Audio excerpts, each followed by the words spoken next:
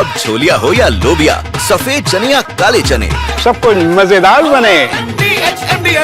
के दर्द को पूरा देश तो ये भी देख रहा है ना, हम महसूस करते पूरा देश तो ये भी देख रहा है। ठीक है, आप दोनों साथ में आए हैं, आप दोनों को लगता है कि आपकी मदद होगी, आप मराठी मानुस का एक तरीके से चेहरा बन जाएंगे, लेकिन वागीश सारस्वत लोग ये भी पूछेंगे, जैसे कि सावंत साहब पूछ रहे हैं, वो कह रहे हैं ये तो अवसरवादिता है ना।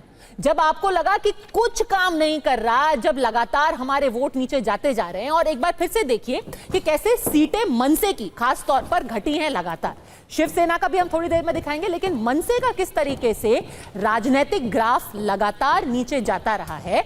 अब क्या ये एक अकेला, जिसको कहते हैं ना कि डूबते को मराठी के तिनके का सहारा ही सही, वागीश सारस्वत, ये देखिए आंकड़े, क्या हिंदी के मुद्दे से ही मनसे की किस्मत चमकेगी। 2009 में उनकी सीटें थी 13 और वोट शेयर काफी ठीक था, उनका करीब 6% वोट शेयर था मनसे का जब विधानसभा के चुनाव हुए थे। फिर आइए 2014 पे उनकी सीट घट के रह गई 1, वोट शेयर 3% के आसपास रह गया।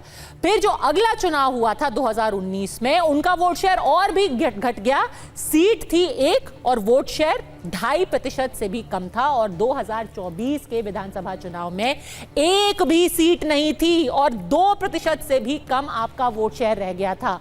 तो अब बस यही एक सहारा है, लोगों को पीटो, लोगों को पिटवाओ, लोगों को लड़ाओ और किसी भी तरीके से अपनी किस्मत चमकाओ। बताइए। बच्ची कुची छवि थी ना, वो भी गई। अच्छा, बच्ची कुची जमीन भी चली गई कह रहे हैं आसिफ भामरे। छवि अच्छा, छवि चली गई। बुझने के पहले पद्मजा जी टिमटिमाता है। अब यही हाल हुआ है, इन्होंने सारथी ऐसा पकड़ा है जिसके पास हाथ में अंडा है, जो दवाई लीजिए, दवाई लीजिए, अभी बहुत सहना है, नहीं जीता, अभी बहुत कुछ सहना है आपको। आप उसके बहुत दर्द छलकेगा अभी। उन्हीं के कहावत नहीं, और ये बोलेंगे, सुनिएगा आप इतिहास। पद्मजा, आप जरा मुंह बंद रखिए। आनंद जी, मैं पद्मजा जी से मुखातिब हो रहा हूँ। वागीश सारस्वत भी रखिए। हाँ जी, अभी आज की तारीख भी लिख लीजिएगा, और कुछ ही दिनों में जब इनके सीट के बंटवारे की अगर कभी युति हुई या ना हुई, उसके पहले कौन कहाँ बिक के कहाँ चले जाएगा ये भगवान जाने, और अभी आप हम देखेंगे। अब अगर इनकी जो बातें थी के उद्धव ठाकरे जी ने अपने आप पे एक केस लिया है क्या, ये तो राज ठाकरे जी का कहावत थी। उद्धव जी दूसरे तरफ से उद्धव और आदित्य कह रहे कि भाई इनका तो कुछ जनाधार नहीं, हम इनके विषय में बात ही क्यों करें। तो ऐसी जो बातें हैं अभी ये भविष्य में होने और आने वाली है, और ये बहुत ज्यादा दूर है, 1 ही महीने में। और इसी डिबेट में आप मुझे भी बताइए, क्योंकि मेरी भविष्यवाणी सही होती है। आसिफ भांगा, देखिए आप भविष्य किसने देखा है, लेकिन अगर वर्तमान की बात करें तो कोशिश तो आप भी कर रहे थे, मुलाकातें तो आपने भी की थी। अब आपके पाले में नहीं आए हैं तो आनंद दुबे, वागीश सारस्वत ये कह रहे हैं कि ये आपकी टीस है, ये आपका दर्द है। लेकिन वागीश सारस्वत, वापस मुद्दे पे आते हैं, लगातार आपकी जमीन खिसक रही है, लगातार जमीन खिसक रही है। क्या डूबते को मराठी के तिनके का ही सहारा है अब? अरे तो मराठी तो हम है। अरे एक सेकंड, मामला आप वागीश सारस्वत को बोलने तो दीजिए। वागीश सारस्वत क्या बोलेंगे बेचारे, उनकी बोलती बंद है, वैसे काहे उन्हें परेशान कर रहे हो बेचारे। वागीश सारस्वत बोलिए, चलो अंडा लेके बोलो। हमें मौका दीजिए पद्मजा जी, हम बोलेंगे। महाराज, अरे सर, आप मनसे से ऐसा लग रहा है कि अब आप बोलते कम है, मारते ज्यादा है, कुछ तो बोलिए। वागीश सारस्वत लगा लिए, सब चीजें ठीक है। देखिए, हमारा करना दिखता है ना, बोल के ही सारा कुछ थोड़ी होने वाला है, हम करके दिखाते हैं। हम जब करके दिखाते हैं तो आप पूरे देश को दिखाते हैं, तो ये तो बहुत सर, जो आप करके दिखाते हैं वो तो पूरा दुनिया देख ही रहा है, कर रहे हैं ना। पर ये करके आप अपनी खिसकती हुई जमीन वापस तो नहीं ले सकते ना। दिखाएं तो हम करके दिखा रहे हैं। आज हमने ये करके दिखाया कि 2 भाई जो 20 साल पहले बिछड़े हुए थे वो आज एक मंच पे आ गए। हमने करके दिखाया था। आज पूरे देश में इस बात की चर्चा हो रही है। और आसिफ भाई जैसे कितने ही सारे लोगों के दिलों पर, कलेजों पर सांप लौट रहे हैं, उनको तकलीफ हो रही है कि ये 2 भाई अगर एक हुए तो आखिर हुए क्यों। इनको एक नहीं होना चाहिए था, उन्हीं के पाले में बैठे रहना चाहिए था, उन्हीं का प्रचार करना चाहिए था। उनका बंटा ढार करे तो ठीक है, किसी और का बंटा ढार करने के लिए कोई कहे होंगे तो ये लोग तैयार नहीं होंगे। राज ठाकरे जी ने कभी भी राजनीति के लिए, चुनावी पराजय, चुनावी जीत के लिए कोई समझौता नहीं किया। हमने कभी अपने हार की चिंता नहीं की। हमारा वोट प्रतिशत आपने अभी दिखाया गिरता गया, हमको मंजूर है, हम जानते हैं, हम मानते हैं कि हमारा वोट प्रतिशत गिरा है, लेकिन हम इससे घबराए नहीं हैं। और आज राज ठाकरे जी ने एक बहुत सुंदर बात की है कि जो स्वयं सम्माननीय बाला साहब ठाकरे नहीं कर पाए, आज एक मुद्दा देके देवेंद्र फडणवीस ने वो काम कर दिया कि दो अलग हुए भाइयों को एक मंच पे लाकर इकट्ठा कर दिया। इसके लिए तो हम देवेंद्र फडणवीस के बहुत आभारी हैं कि उन्होंने दो ठाकरे बंधुओं को इकट्ठा किया।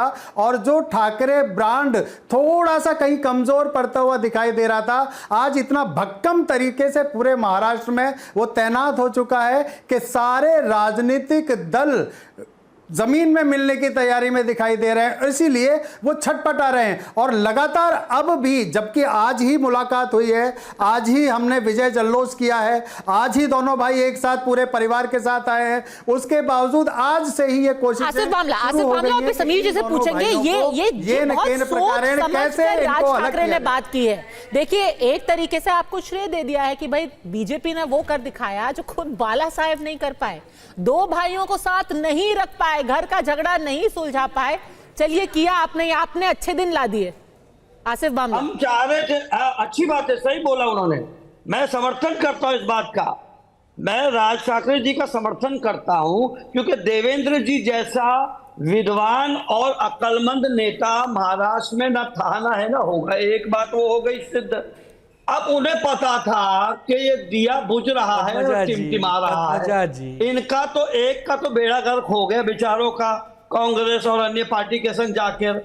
अब ये जो खत्म कहानी है ये इनके संग जुड़ जाएगी तो जो थोड़ा सा जो उनका उद्यान बचा हुआ है या थोड़ा सा समाज में जो बची कुची है वो भी खत्म हो जाएगी। तो ये सही कहा राज भाई ने। अरे पर बताइए ना, करता हूं कि हम दोनों को एक किया। वो तो कह रहे हैं कि देवेंद्र जी जितना, सुनिए, देवेंद्र जी जितना पॉलिटिकल एक्यूमेन वाला नेता महाराष्ट्र में न था, ना है, ना होगा। आनंद दुबे देखिएगा दोनों के बीच में पहले अगले एक महीने के अंदर कितनी गाली गलौज होगी, दोनों कितनी खिसियानी बिल्ली खंबे नोचेंगे और फिर दोनों का क्या असर होगा इलेक्शन में लड़ने के पहले। और अगर कभी जी आनंद दुबे वो समर्थन कर रहे हैं, 5 सेकंड, अगर कभी जीत कर आ गए ना तो वो राज ठाकरे किसके संग जाएंगे सरकार बनाने में, वो भी देख लीजिएगा। ठीक है, वो हम देखेंगे। वो समर्थन कर रहे हैं आसिफ मामला। आनंद दुबे जी ने क्या हो गया है, बोल देता हूँ, इन्हें क्या हो गया है, एक एक करके प्लीज। आनंद दुबे वो खुद ही शांत हो जाएंगे तब तक। पद्मजा जी, हमारे मित्र आसिफ बामला जी को कटाक्ष समझ में नहीं आता है।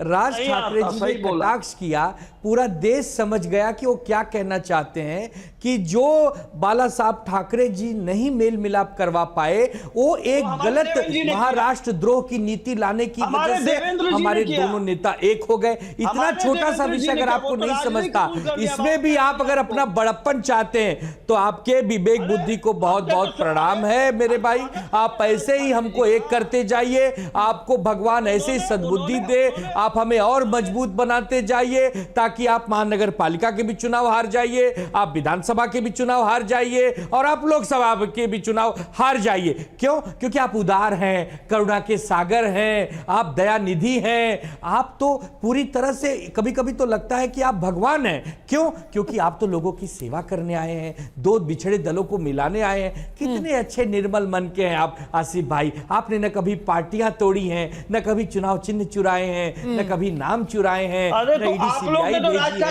चुनाव आयोग को कठपुतली बनाई है। आप तो कितने महान हैं, आप इतने महान हैं कि आपकी महानता पर पुस्तकें लिखी जानी चाहिए, उस पुस्तकों को गांव गांव में बांटना चाहिए और आपकी जय जयकार करनी चाहिए। हमें लगता है आप अब राजनीति छोड़ के आप कहीं महात्मा बन के लोगों को उपदेश दीजिए, क्योंकि आप अब आनंद जी अगर जोड़ तोड़ करना और पाला बदलना महानता का पैमाना है तो फिर महाराष्ट्र के अंदर तो हर पार्टी ही महान है।